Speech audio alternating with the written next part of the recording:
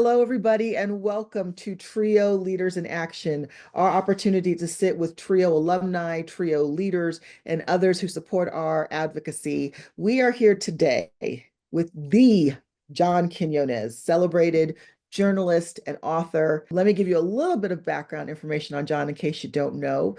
He received his BA in speech communications from St. Mary's University, where he participated in the Trio Upward Bound program. He went on to get his master's degree from Columbia University School of Journalism. A native of San Antonio, Texas, he spent his entire career in broadcast journalism, joining ABC News in 1982 as a correspondent with World News Tonight with Peter Jennings. Mhm. He's gone on to anchor Primetime, 2020, Good Morning America, and he created and hosts the hit television show, What Would You Do? That sparks meaningful conversations about human behavior, empathy, and courage. He's the author of numerous books, the most recent one being 1 Year in Uvalde, a story of hope and resilience. He's won many awards, including 7 Emmys, a Peabody Award, and of course, he was a National Trio Achiever awarded by the Council for Opportunity in Education. And he frequently joins us for our annual award ceremony as our Master of Ceremonies. So, John, how are you? I'm fine, Kimberly. How are you? We Just are a quick yet hanging on and fighting the good fight in the name of Trio. But what is your Trio story? How did you get involved with Trio? trio totally changed my life, personal and professional, in an incredibly positive way. I was accepted into Upward Bound when I was 15 years old, growing up in my hometown of San Antonio, just a freshman in high school. My good friend Luis Rodriguez, another Latino, and I heard about these interviews that were being conducted by the Upward Bound people at my high school, Brackenridge High School in San Antonio. And he said, we should go. And he really pushed me. Thank God for Luis, right? He's the one who said, we should go. It's a program that prepares kids for college and gives you extra courses in math, biology, and English. And because I went to an inner city school, a public school, where very few kids went on to college. My father was a janitor. My mom cleaned houses. She was a maid on the rich part of town. We were migrant farm workers. My father saying, Mijo, my son, do you want to do this kind of back-breaking work for the rest of your life? Or do you want to go to college someday? It was a no-brainer. I knew I didn't want to do that kind of work for the rest of my life, but no one believed in me. Teachers would say, that's great that you have this dream, but we think you should try wood shop or metal shop or auto mechanics. But I wanted to go to college, and my own teachers and my own counselors would do what people do on that TV show, What Would You Do?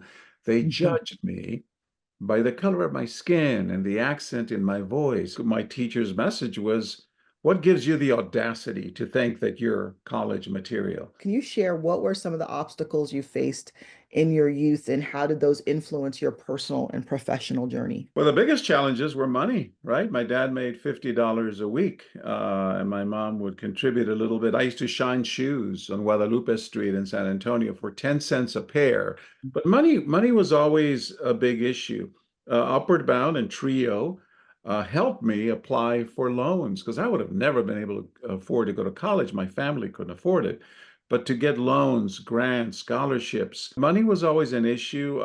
Having no role models. I didn't know anyone in my family who had gone to college. Even after going to college and getting my degree from St. Mary's University, I couldn't get a job in television. But Upward Bound and Trio planted this really important seed. Upward Bound reminded me that, gave me all the sense of confidence and positivity. I mean, after all, Upward Bound proved to me that this kid from the barrio, who would be the first in his family to go to college, who was able to overcome all kinds of obstacles. I realized that if I'd been able to do that, then I could continue soldiering on, right? And keep pursuing this dream, even when I felt like giving up. But it was that positivity, that seed of confidence that Upward Bound planted within me. I have to know, so you're out of school, you've gotten your degrees, you've majored in the right field, but as you mentioned, you're just getting a lot of rejections. So how Yeah. did you finally break into your industry? Well, I started as an intern at a radio station, at a country music station in San Antonio, earning $2 an hour. Then I got hired at another radio station in San Antonio where I did the overnight news. I was always the news guy, and I applied to Columbia University, the graduate school of journalism, this Ivy Mhm. League school in New York. And lo and behold, I was admitted. And I said, great. Now, how am I going to pay for it, right? Knocked on every financial aid door, persistence, right? And I got a fellowship from NBC News that paid for everything at Columbia for my Oh, master's. amazing. And it was only after then, with a master's degree in journalism from an Ivy League school, that I finally was hired as a local TV reporter in Chicago. What has kept you motivated over the years to keep telling stories, to keep pushing boundaries? I just have never forgotten where I came from. Not having any real role models. When I would ask people in radio broadcasting to help me, they would shut the door. There were very few people who gave me the time of day. Knowing all that has made me want to give back and never be like that. A show like What Would You Do is based in large part to the obstacles that I faced growing up in my family. I got hired to work for ABC News out of Miami because I spoke Spanish and because I Mhm. could connect with people in Nicaragua, El Salvador, Cuba, Argentina, Chile. I had a leg up on all that because of where I came from. That had everything to do with the kind of work that I wound up doing. How do you hope that the work you do today, particularly what would you do, will influence future generations, whether they're journalists or not? It's the oldest form of journalism, hidden cameras. We've done that for many, many decades now, where even on Primetime Live and on 2020, I went undercover. Those were the kinds of stories that as a Latino, I was able to tell perhaps better than anyone else. Those have been my greatest stories, the stories where I took full advantage of where I came from and the Mhm. experiences that I have and this language, the other language that I speak, and the culture that I understand. Stories in Haiti and the Dominican Republic and in Nicaragua and El Salvador and Panama and even in Africa. It extended beyond just the Latin America. Brought me to the attention of ABC News. Peter Jennings and the management at ABC was watching from afar from New York, and they offered me a network job, which is like going from the minor leagues to the major leagues. And the Mm. reason in Kimberly that they needed someone was because Central America was blowing up and they needed someone who spoke Spanish. I was one of the youngest correspondents hired by ABC News, and I loved it, covering Latin America. Looking back on your success, what would you say now to some of those teachers, to other people who doubted you along the way? Look at me now.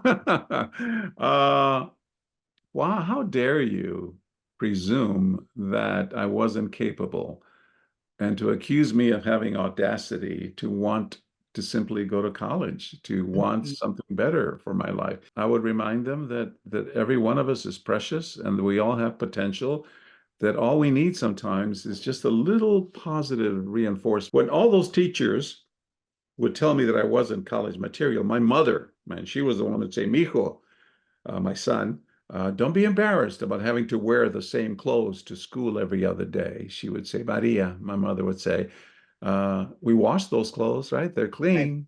We wear them every other day. And she would say, don't be embarrassed, mijo, of having to take bean and tortilla tacos for lunch. And I was embarrassed because all the other kids were taking their fancy bologna and white Yeah. bread. But she would say, that doesn't matter. What matters is what's in here, in your cabeza, in your brain, and what's in here, in your corazon, in your heart. Along came a hero in my life. Right before Upward Bound, it was my English teacher in high school. And she was the one in the 10th grade who said, Johnny, I love the way you write stories. I love the way you tell stories.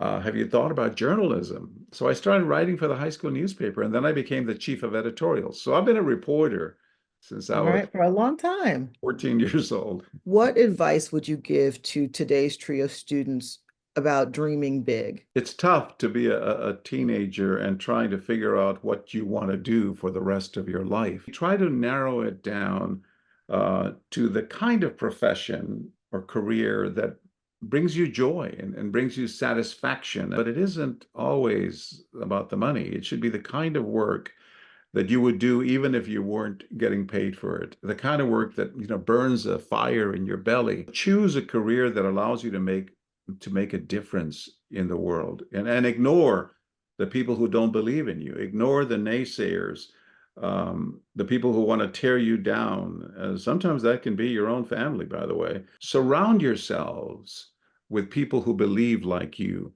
uh, who have the same dreams and aspirations, like my friend Louis Rodriguez in high school. Louis and I were a little nerdy because we wanted to go to college. And thank Right. God he was my support system. But Louis would tell me, Johnny, he was so positive.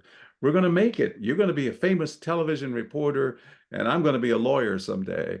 We had nothing to base that on except our sueños, our dreams. Surround yourselves with people like Louis, people who think like you and believe like you against all odds. Awesome, awesome. Well, thank you so much, John, for spending this time with us. This Okay. has been an amazing conversation, and I hope that our students, our community continues to find inspiration in your work and in your story. So thank you. And thank you for everything you do and for the TRIO programs for keeping the struggle going and doing this simply because you want to make this a better world for all of us. So thank you.